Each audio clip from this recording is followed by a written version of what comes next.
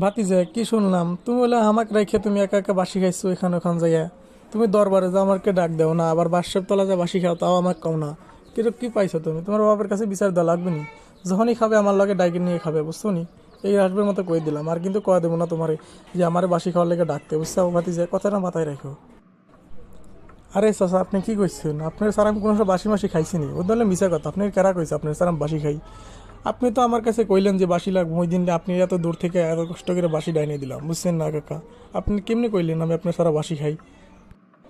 ও আচ্ছা তাই ঠিক আছে। যখন আবার দরবারে যাও বুঝছো আমাকে ডাকি লিয়ে যাও, ওই বাসার দরবারের বাসি বলে অনেক স্বাদ লাগে, বুঝছো? তুমি আবার গেলে আমাকে ডাকি লিয়ে যাও। ও আচ্ছা তা ঠিক আছে তাইলে। কিছুক্ষণ আগে আমার দরবার থেকে ফোন দিছিল বাদশা, যে বাসি আনছে সাদালা বাসি এখন খাতি হবি। এখন যদি যান আপনি আমার লগে যেতে পারেন। আসেন আমি যাইতাছি, আপনি আমার লগে আসেন। এই তো তুই আমার ভাতিজার মতোই তো কাজ করেছিস। আয় বাবা বুকে আয়, তুই বুকে আয়। লল চল এখনই চল, বাসা যখন ফোন দিয়েছে তাড়াতাড়ি দরবারে চল, বাসিটা খাই আসি কি। আর আমি সেখানে তোর কাকির আছে কইস নে, বুঝছিস? চল এখন বাসিটা খাই আসি।